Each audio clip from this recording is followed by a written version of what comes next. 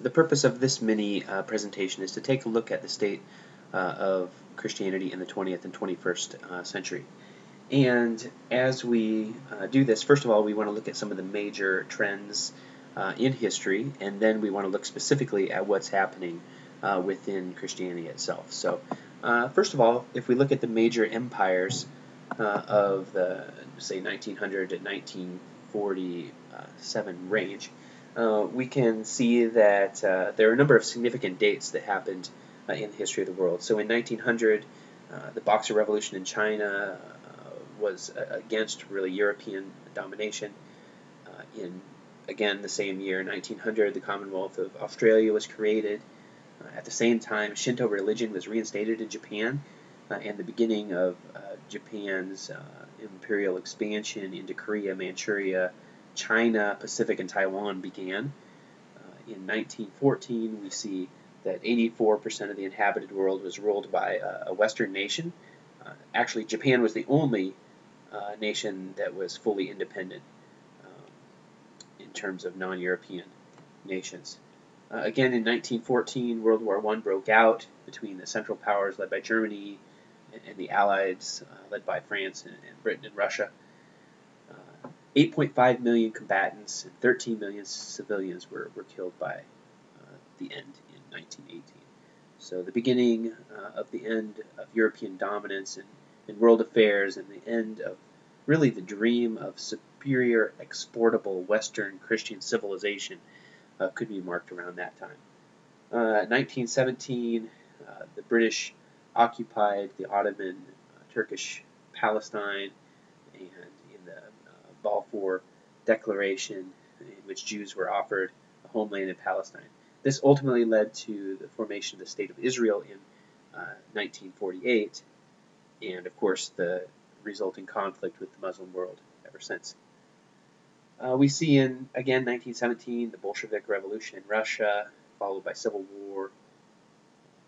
And during that time, also a lot of anti-Christian, really tyranny of history. And in 1918, we see the breakup of the Austro-Hungarian Empire after following the defeat in World War I. And Hungary lost basically half of its population to the surrounding territories. In 1920, in the USSR, Lenin secretly ordered the destruction of 70,000 churches. And over the following 70 years, 27 million Christians in Russia were martyred, and worldwide, through Marxist influence, approximately 34 million were martyred. So we see continuing influence from that region. In 1922, fascist Mussolini seized power in Italy and sought to build an Italian empire in Africa. In 1927, China experienced civil war between nationalists and the communists. And that, of course, was interrupted by Japanese invasions during World War II. In 1929, the United States experienced the Great Depression, a great crash on Wall Street. In 1933, Germany elected Nazi Adolf Hitler to power, and that was in the wake of economic collapse and humiliation of their defeat during World War I. In 1939, we saw the outbreak of World War II, and the total estimated human loss of life during World War II is roughly 72 million people. 1946, we saw the beginning of the dismantling of European colonial empires, starting with Burma in 1946 and Indonesia in 1947.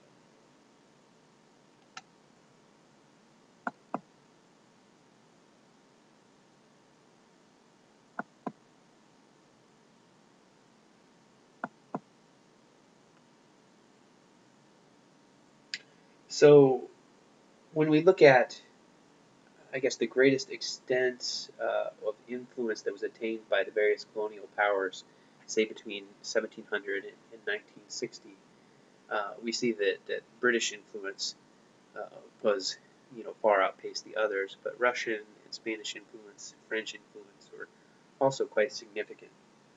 A question emerges, is this really a period that marked the end of empires? In 1914, nearly all of the world's states or territories either were under European or U.S. rule or enjoyed only nominal independence, such as countries like Ethiopia, Thailand, and Nepal. Only Japan was truly independent, and it had become an imperial power in its own right. By 1975, the last major European colonial power had disintegrated, and 16 years later, the communist empire of the Soviet Union followed suit. So we speak of the end of empires, but is this true or even likely? In the past, empires maintained political power by ruling territory and controlling information and finance. Today, television, the internet, mobile phones have actually lowered the barriers. So we live in a flat world in which the flow of ideas, information, and money, even jobs, has gone global. So even an Islamic jihadist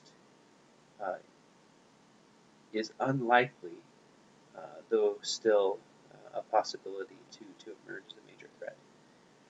So churches, evangelism, literature, leadership, vision, all need to go global in a culturally sensitive way if we're to remain relevant. When we think about colonialism and the kingdom of God, today we abhor the competing nationalisms and the arrogance and greed that drove colonialism and the colonialism of the supposedly civilized Christian nations of Europe.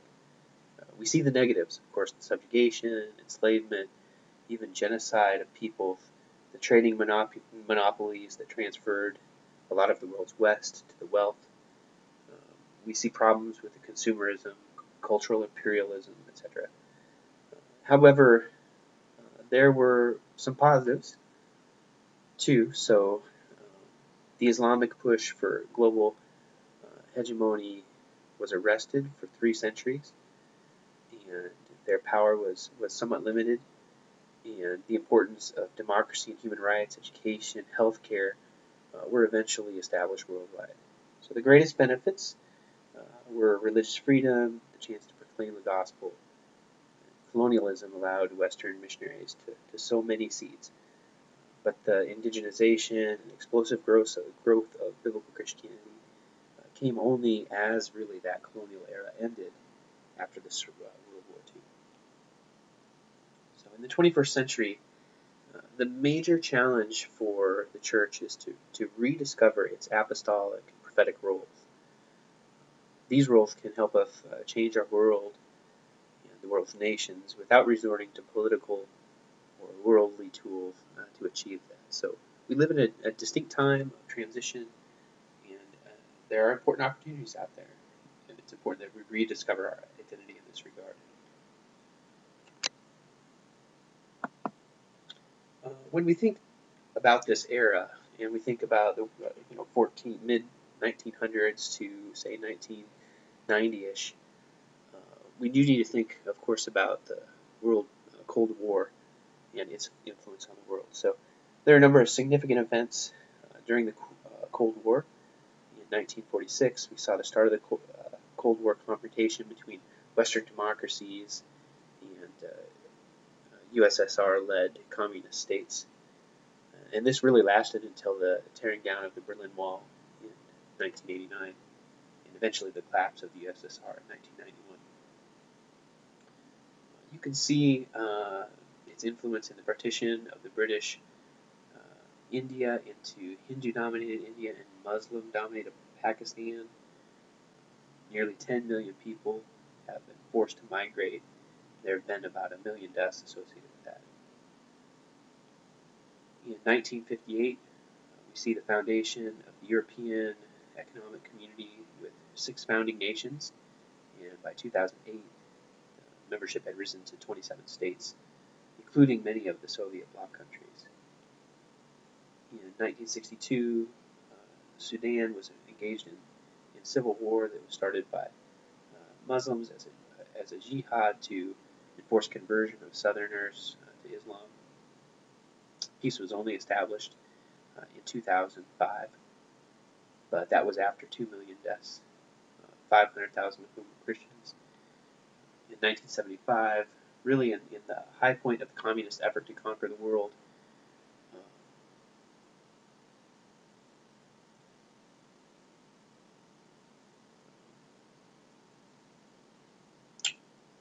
there were a number of countries, including Indochina, Ethiopia, South Yemen, a number of territories that became Marxist in that year. Of course, they experienced decline as we moved towards 1989. In 1979, we see a revolution in Iran in which Western-leaning modernism overthrew the Ayatollah Khomeini. In 1980, the USSR invaded Afghanistan. And as we continue on, we see that in 1981, other significant events started to emerge. So we see the diagnosis of the first cases of AIDS. In 1985, Gorbachev launches Glasnost and Perestroika, which opens the way to ending communist dictatorship.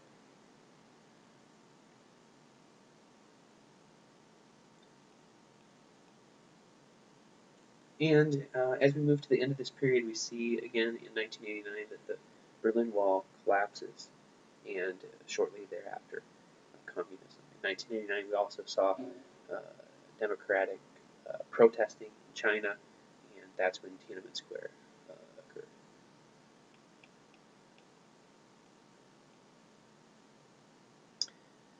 And probably one of the last events of this era that's worth noting is that in 1997, Hong Kong was returned by Britain to China as an autonomous political entity. And in 1996, we see the declaration of war, really, by Al-Qaeda leader Osama bin Laden against the West, and the United States in particular. So we see this transition of time in which the Cold War was a major issue, leading us towards the state that we're in now, with other ideological conflicts.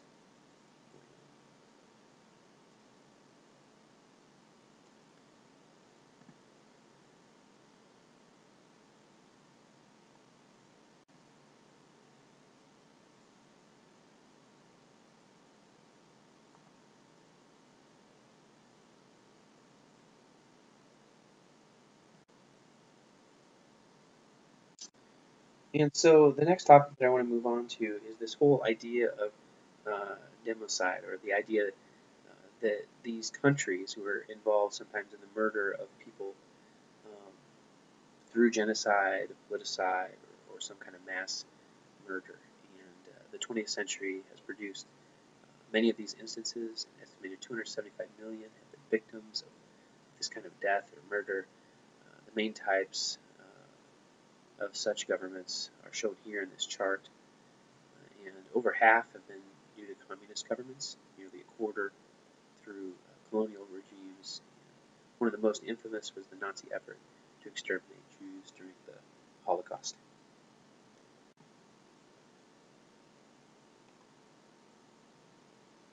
If we turn our attention to the church during this era, then a number of significant dates emerge. And one important topic here is the whole idea of revival.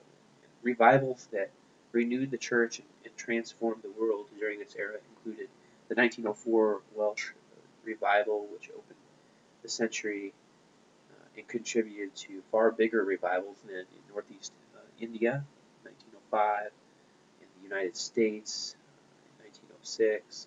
Think of Azusa Street when we think of that time, in Korea, East Africa, China, Indonesia, and as well as the charismatic renewal of 1956, and among some Catholics as late as 1967 and onwards.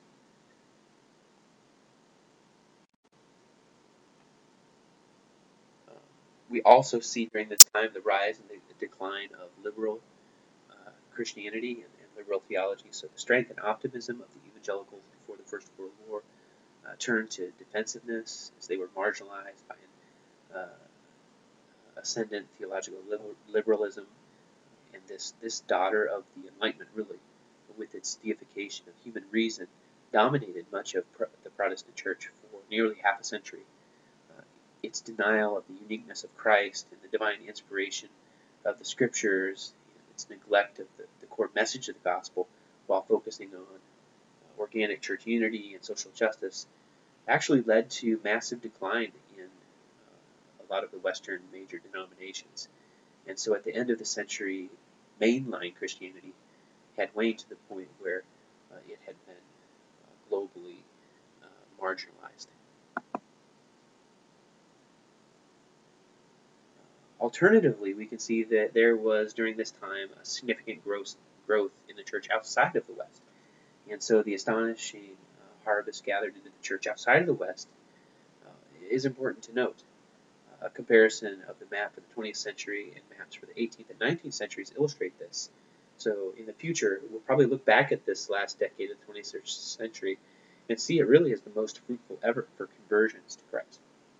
When we speak of that, especially in absolute numbers, evangelicals actually increased by over 1 million people during this time. We also can note the increasing focus on evangelizing and discipling the least reached peoples of the earth. And so as that century progressed, there was more effective outreach to the adherents of the major missionary religions. And this is treated actually in chapter 7 and 3 of the Johnston textbook. The astonishing levels of persecution ended by the church that were actually during this period, not ended, but they were endured during this period is something that we should highlight. So if you compare the pie chart in one of the following slides here, you can see this emergence of persecution and democide. So Christian martyrs in the 20th century numbered almost 50 million. 65% of all Christian martyrs over the last two millennium actually come from this most recent decade, or century rather.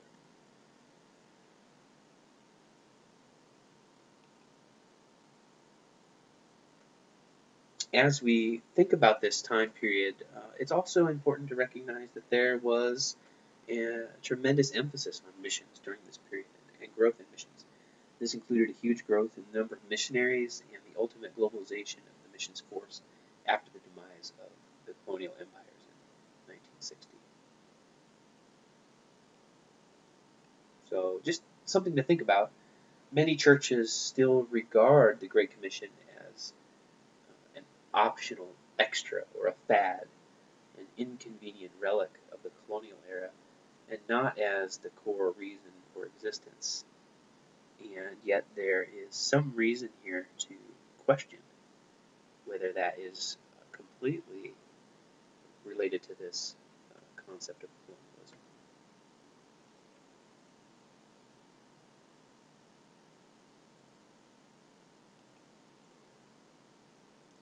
If we continue on to think a little bit more about persecution and how really the 20th century was a century of the martyrs, we can note here that there were a number who died. And as noted earlier, many of these happened under communist regimes. And this chart shows us the number of Christians in millions that were killed during that century.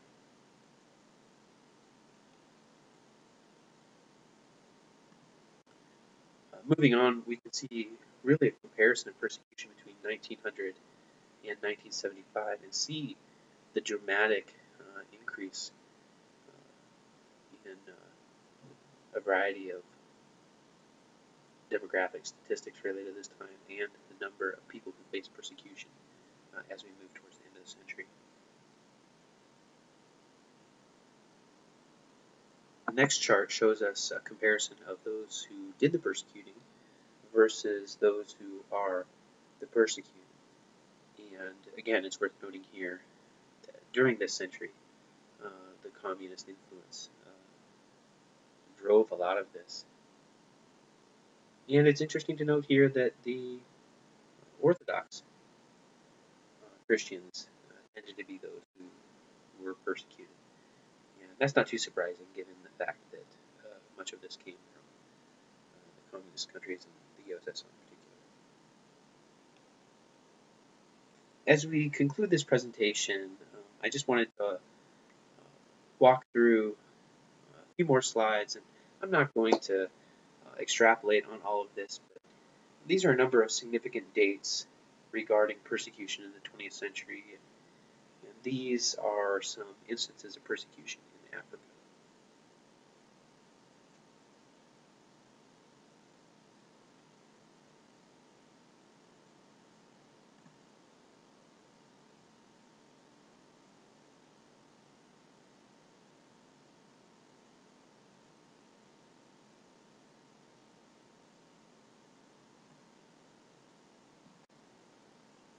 And these are some instances and dates related to persecution of Christians in the Americas.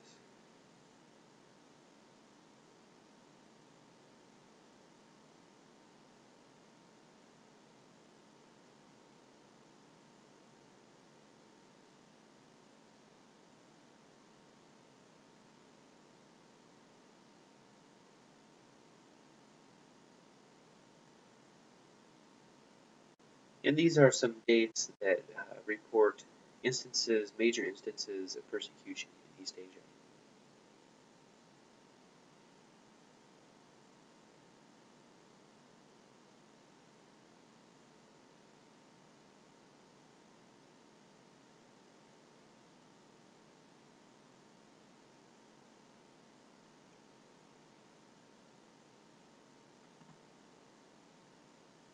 And these are some more dates reporting some major instances of persecution in Southeast Asia.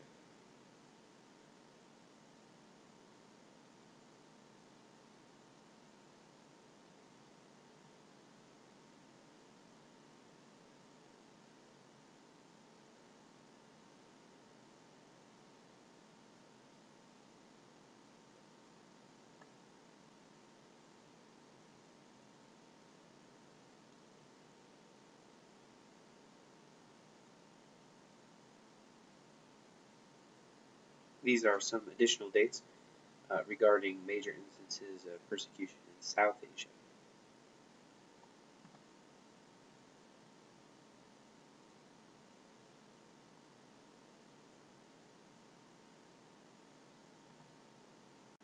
And these are some dates regarding major instances of persecution in the Pacific.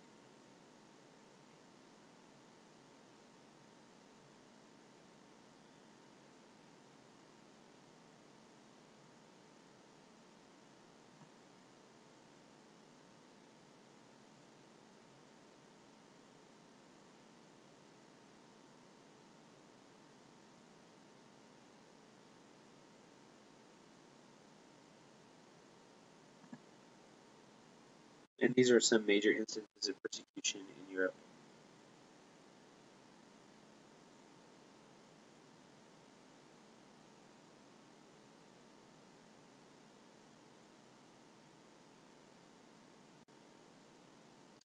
So I hope that you have been able to observe in this brief presentation how the geopolitical environment has influenced Christianity, but I hope you've also been able to see here that even though the political pressures and persecution of this era have really created a number of challenges to the expansion of Christianity, we've actually seen a growth in the missionary movement and the influence of the church, especially really outside of the Western, formerly colonial countries of the world.